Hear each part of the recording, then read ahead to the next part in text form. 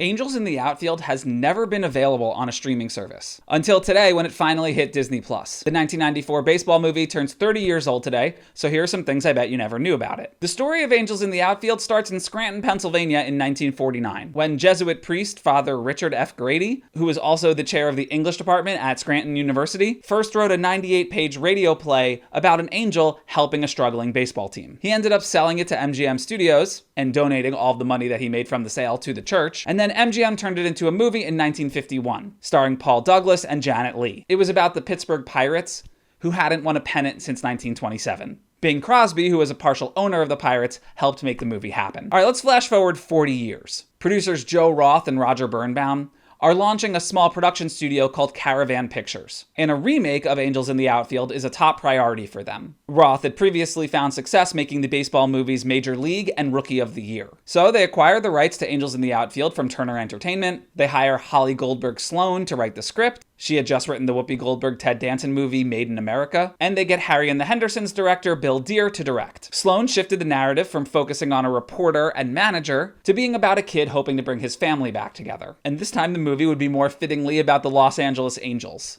who were known as the California Angels when the movie was made. And they later became the Anaheim Angels for a time. It made sense to pick the Angels, because at the time the team had never won a pennant or World Series. Country star Gene Autry was the first owner of the Angels, and the team owner in the movie is based directly on him. Disney ended up distributing the movie for Caravan, which is fitting because Walt Disney himself served on the board of directors for the Angels from 1960 to 1966. The Walt Disney Company would later become a minority owner of the team in 1996, before taking full ownership in 1997, which lasted until 2003. In case you forgot, Angels in the Outfield has an absolutely stacked cast. That includes a 13-year-old Joseph Gordon-Levitt, Danny Glover, Tony Danza, Christopher Lloyd, Neil McDonough, Adrian Brody, Matthew McConaughey, Ben Johnson, and Dermot Mulroney. The movie's director, Bill Deere, cameos as the Blue Jays manager, and real baseball player Carney Lansford also appears, and he was on the actual Angels from 1978 to 1980. Danny Glover was very enthusiastic about doing the film, because he wanted to be in more family-friendly films that he could show to his daughter. This was one of the first roles that Matthew McConaughey ever auditioned for after moving to Los Angeles. He was paid $48,500 to do the movie, and he said at the time it made him feel like he was rolling in dough. The movie had a production budget of $31 million,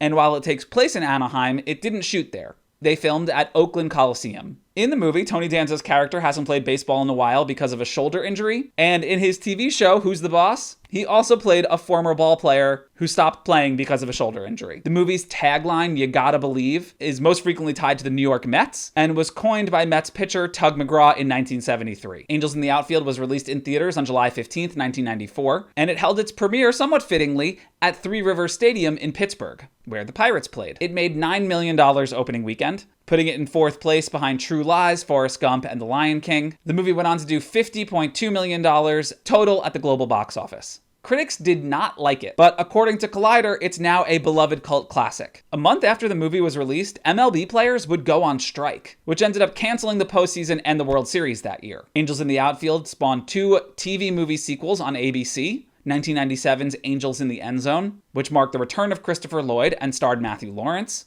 and 2000's Angels in the Infield, starring Patrick Warburton and David Alan Grier. 8 years after the film's release in 2002, the Angels finally won the franchise's first American League pennant and World Series.